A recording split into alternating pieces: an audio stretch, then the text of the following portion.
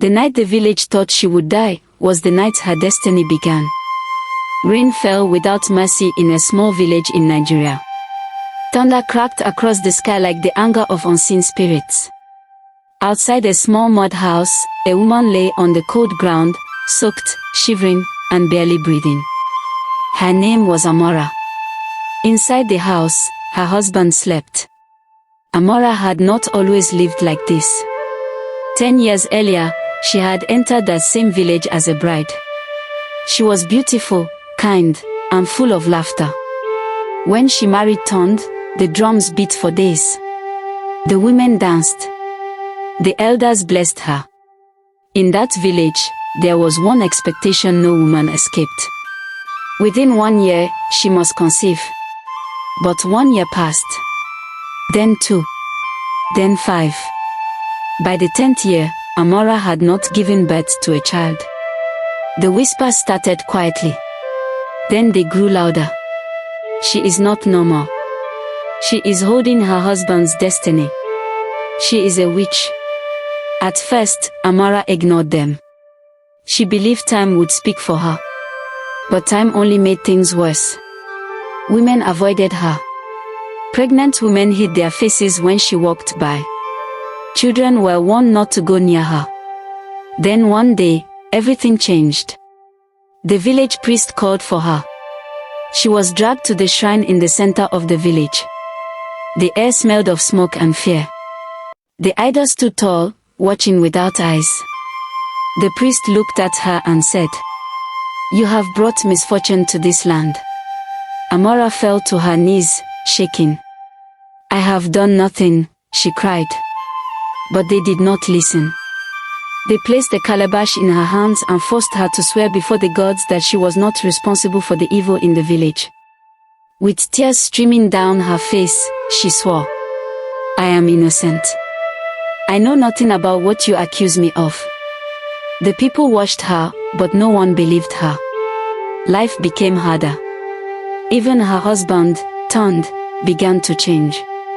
The love he once had for her slowly turned into anger, then silence, then hatred.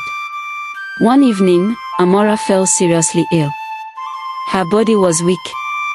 Her voice could barely come out. "Tond, please, take me to the herbalist," she begged. But he did not move.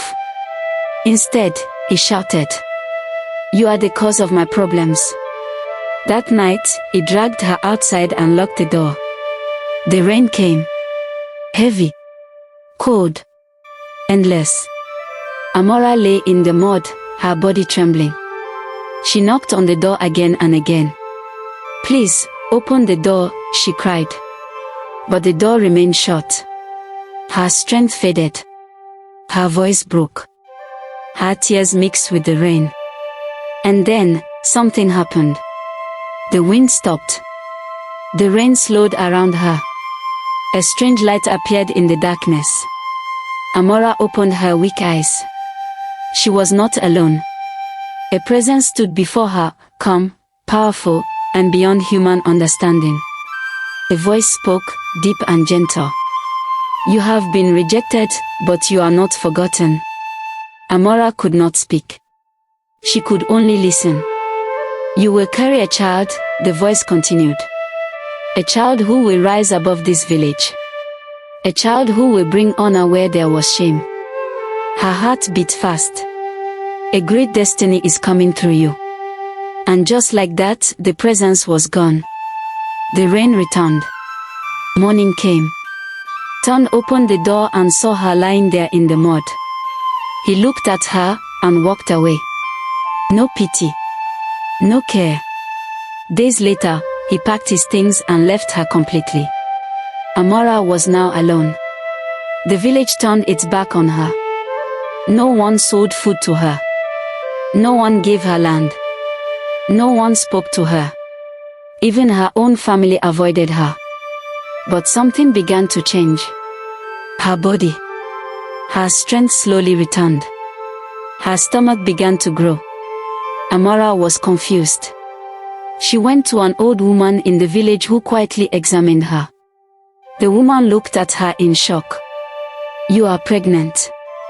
Amara froze. Pregnant. After 10 years. She remembered the voice in the rain. Tears filled her eyes. Months passed. 5 months. 6 months. 8 months. The pregnancy continued. Then 1 year passed. Still no child. The people laughed louder. Even her pregnancy is strange. She carries something evil. But Amara endured. She carried firewood on her head. She walked under the sun.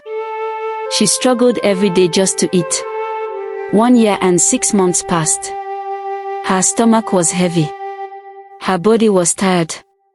But she refused to give up. Then one day, it happened. The pain came suddenly. Strong. Deep. Unstoppable. There was no one to help her. No midwife. No neighbor. No friend. Alone in her small hut. Amara gave birth.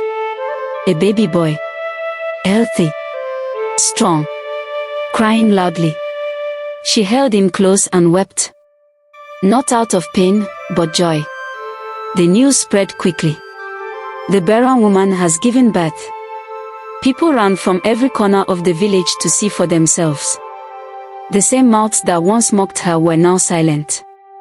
The same eyes that once looked down on her were now filled with shock. The boy grew. And it became clear, he was not ordinary. He was wise beyond his years. Calm, yet fearless. There was something about him no one could explain.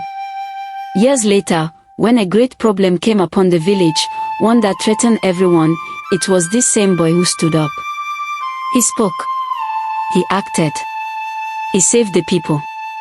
And in that moment, the truth became clear. The woman they called a witch was the one chosen to carry their salvation. Amara, who once slept in the rain outside a locked door, became the mother of the village's greatest blessing. And the village that rejected her spent the rest of their lives remembering her name.